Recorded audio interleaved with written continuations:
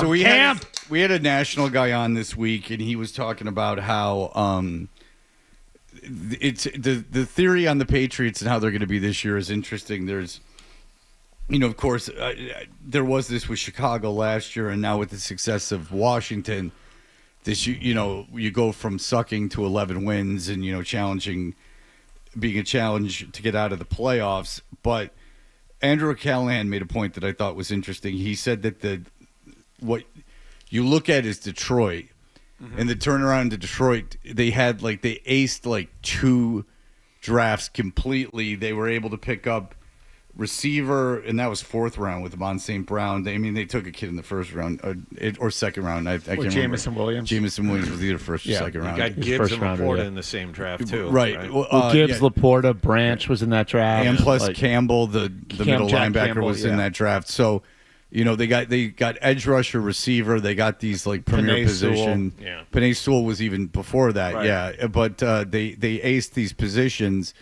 So. The thing Callahan put on it was 2027. That season would be the season where they're actually challenging, not just for the playoffs, but are at least in the conversation for a championship. Right. If they hit everything. And I think I think the problem, last year, the issue was I think a lot of people looked at it they fired Belichick and now this is year 2. No, it's still year 1. And I think we have to remember that now, too. Mike Vrabel coming in, this is year 1 for him. So he's still cleaning some things out. And there's a lot of work to do. And they dug themselves a pretty deep hole through 4 or 5 years of really poor drafting. Yeah. And that you don't just snap your fingers and fix that. And the guys they brought in, and they got better in free agency.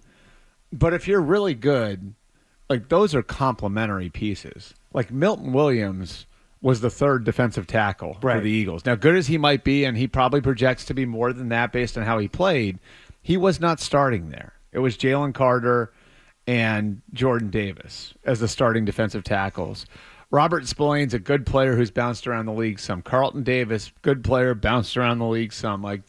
So when we're talking about the guys they've brought in, if you are a really good team, those are your second-level players. But it's crawl before you walk here. Right. I mean, if you look at the Patriots roster now as opposed to last year, they got better at multiple positions. Right. And I think that's all you're shooting for at this point. Right. And again, I think the mistake that everybody's making is going through and playing the win-loss game, right? Of course. And I think we talked about this last week, right? Where Vegas, Carolina, you're looking at them, and I understand fans looking at New Orleans and Tennessee and saying, there it is. There's the opportunity.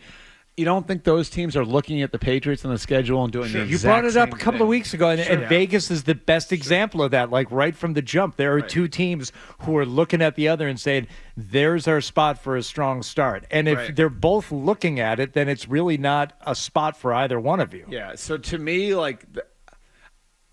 I don't want to oversimplify it, but to me, if there's a window to get to that 11-win category, it has to be the quarterback elevating. It has to be the quarterback becoming a top 10 guy, because for all the things that the Commanders got right last year, you know what they really nailed?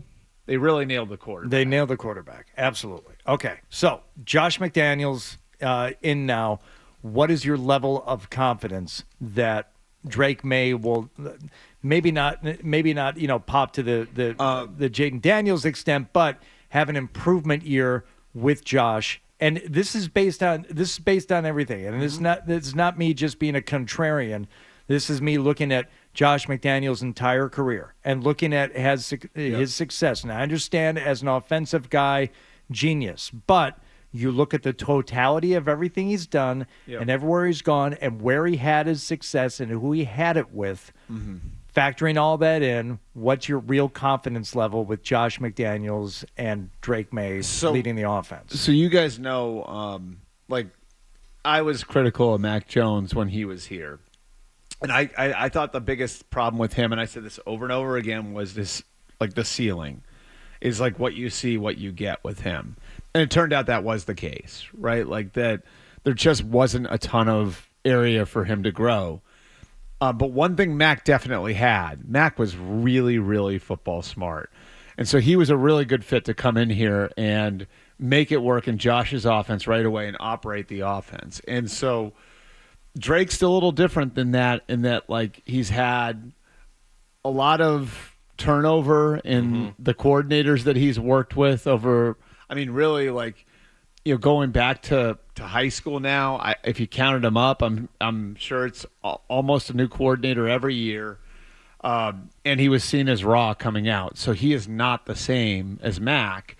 And so I think a lot of people look at it and say, like, well, Mac had this great year out, like, with Josh, and Drake is a totally different animal physically, which is true. Like, he is 100. He's way more talented. Not even close. Way more talented than Mac.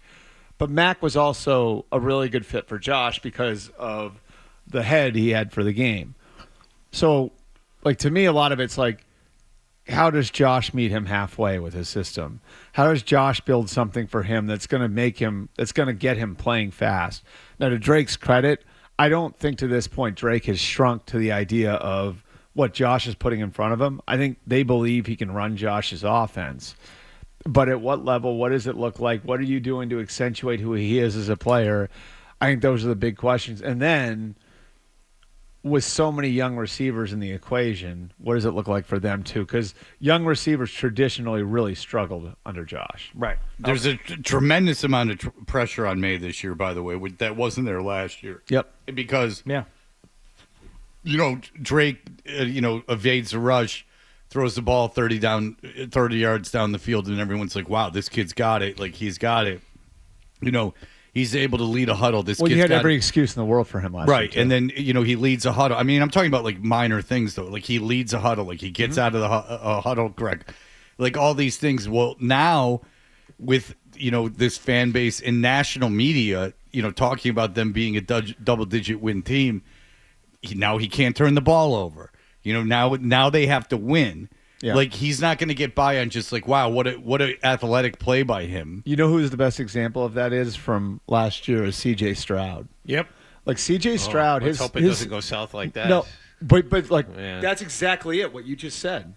Right? Do you hear what he just said? He went south.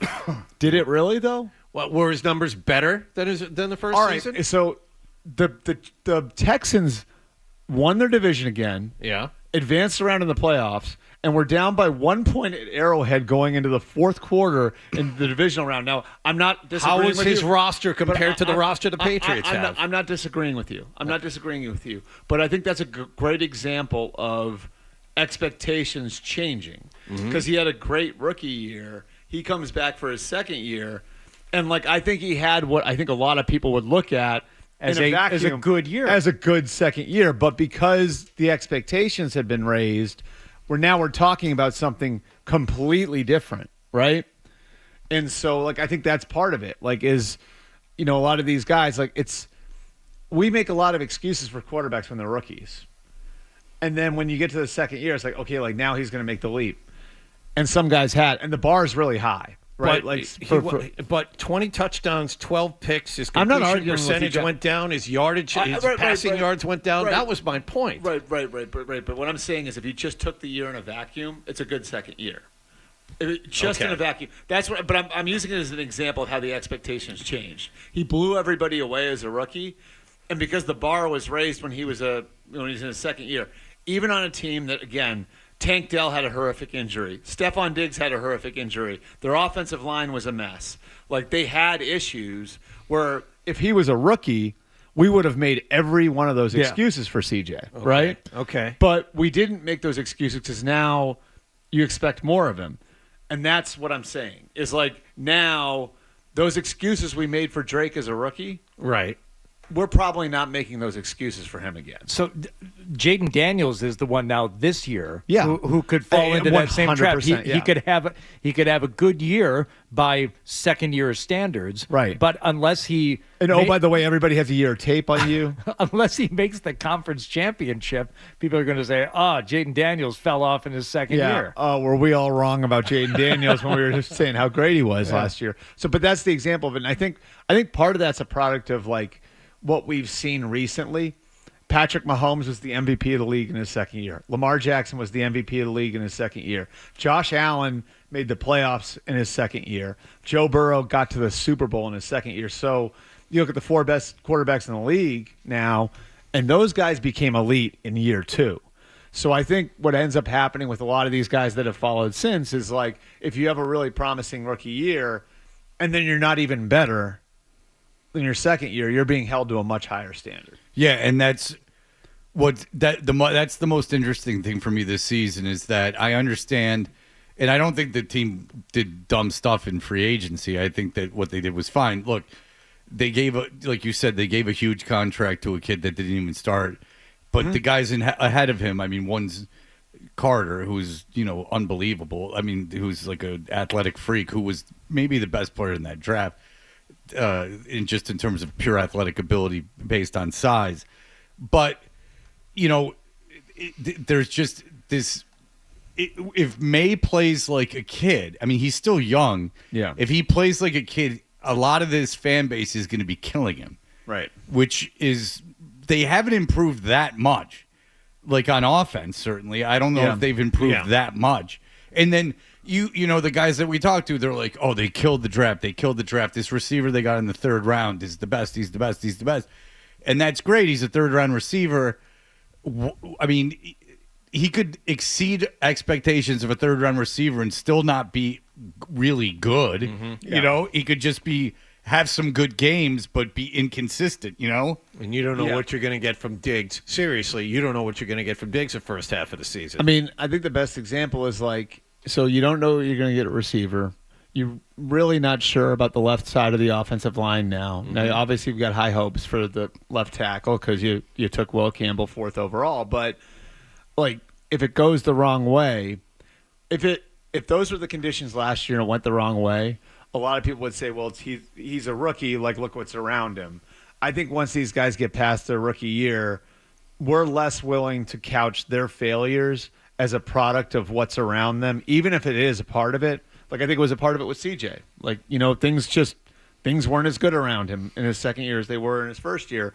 But we're going to be a lot less willing to make those exceptions for him in his second year than when he was a rookie. Yeah, it's a huge prove-it year. And I just see things – there's an opportunity of things getting very negative around here again because – And can you handle that? You know what I mean? Especially if they get That's off what I'm to saying is that I think that May had a honeymoon period. He didn't have to start right away. Mm-hmm. He came in, then he got hurt, then he came back, and, they didn't win. I mean, he didn't even have to complete passes. Bert was, kind of alluded to it earlier. It's like you throw one 30 yards downfield, and even if it's not his fault all the time, I get it, bouncing off receivers' hands. But the fact that he could evade that's what I was saying. Rush, and yet that honeymoon period was legit. People loved him. Well, not allowed to back it up. Well, you saw that he's very athletic and that he's got everything physically that you could need from an NFL quarterback, which you haven't seen here. Everything you could physically need from an NFL quarterback, you haven't seen this. Wasn't Brady, wasn't Bledsoe. Right. Bledsoe, at the time, Bledsoe was the prototypical back then. But let's just say athletically. Let's just say Bledsoe. Yeah. Let's just say it's Bledsoe. That proves the point plenty. What is that, 25 years ago, Bledsoe? And so, you haven't seen that, and I get it, and it's exciting, and, he's a good kid, and seems to get it, and he could be the face of the franchise. He checked, not to underestimate, he checked a tremendous amount of boxes. Yep. But now you're talking about winning. So that last year was about, okay, he checks all these boxes, awesome. Now it's about winning. Now, even if he goes out and throws a ton of picks this year, that doesn't mean he's never going to be a good quarterback. Obviously, obviously, look at around the NFL now about guys who are starting and making a lot of money. I mean, some of these guys flamed out in organizations, and it doesn't look like he's going to do that. It's just the pressure is now.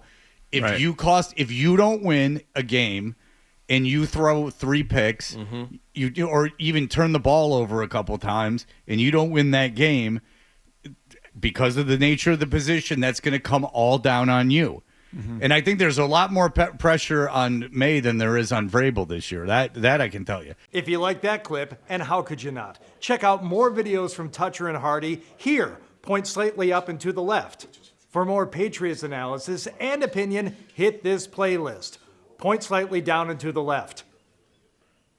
And for the latest from the Sports Hub, download at 985thesportshub.com.